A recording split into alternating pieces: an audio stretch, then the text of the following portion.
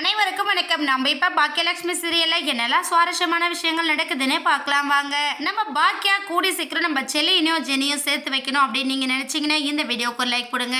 ஒரு பக்கம் நம்ம ஜெனியோட அப்பா திரும்ப ஜெனியோட வாழ்க்கையில் செலியன் வரவே கூடாது அப்படிங்கிற முடிவை எடுத்துட்டாரு. முடிவை எடுத்தது மட்டும் இல்லாமல் இப்போ என்ன பண்ணுறாருன்னா நம்ம ஜெனிக்கு அட்வைஸ் பண்ணுறாங்க. ஜெனிமா, தயவு செஞ்சு செலியனை மறந்துடு.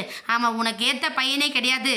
அவனை மாதிரி மோசக்காரன் யாரும் இருக்க மாட்டான். தயவு செஞ்சு அப்பாவோட பேச்சுக்கு கட்டுப்பட்டு இருமா அப்படின்னு சொல்லிட்டு நம்ம ஜெனிக்கு சொல்கிறாங்க. இவர் சொல்கிறதெல்லாம் கேட்டு தாங்க முடியாது நம்ம ஜெனி அழுதுகிட்டே போயிடுறாங்க. அழுதுகிட்டு போய் உட்காந்து ரொம்ப ஃபீல் பண்ணிக்கிட்டு இருக்காங்க. ஏன்னா நம்ம ஆரம்பத்தில் செலியனை எந்த அளவுக்கு நேசித்தது மட்டும் இல்லாமல் செலியன் நம்ம மேலே உயிராக தானே இருந்தான். இடையில இந்த மாலினி வந்ததுனால இவ்வளோ பெரிய பிரச்சனையாச்சு. ஆனால் இதுக்கப்புறமாச்சு செலியன் திருந்திருப்பான்னு நினச்சா செலியன் திருந்தாமல் திரும்ப திரும்ப அதே தப்பு பண்ணிக்கிட்டு இருக்கான். அப்படிங்கிறப்ப நாம் எதுக்காக அவனை நினச்சி வருத்தப்படணும்? இதுக்கப்புறம் அப்பா என்ன முடிவு எடுத்தாலும் சரி, அப்பாவோட முடிவுக்கு நம்ம கட்டுப்பட்டு இருக்கலாம் அப்படிங்கிற டெசிஷனுக்கு நம்ம ஜெனி வந்துடுறாங்க. டெசிஷனுக்கு வந்தாலும் இன்னொரு பக்கம் நம்ம செல்லியை நினச்சி வருத்தப்பட்டுதான் செய்கிறாங்க. ஆனால் இந்த விஷயத்தை எப்படி நம்ம ஜெனி பொறுத்துக்க போகிறாங்க, அதே சமயத்தில் செல்லியை மறந்து எப்படி இன்னொரு வாழ்க்கையும் ஏற்றுக்க போகிறாங்கன்றதே தெரியல.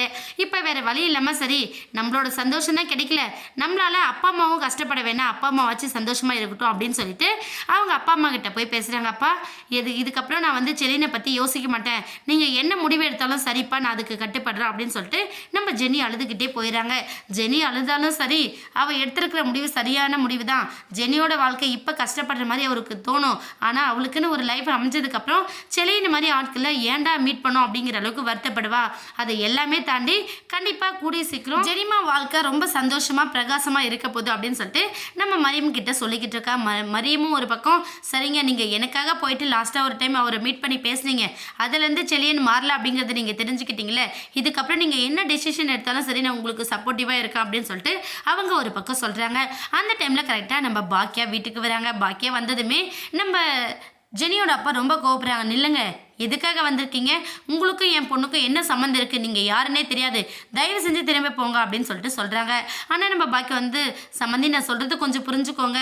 செலியன் வந்து தப்பு பண்ணால் நான் இல்லைன்னு சொல்லலை, ஆனால் அவன் திருந்தி அவன் பண்ண தப்பை உணர்ந்துக்கிட்டு இருக்கான்.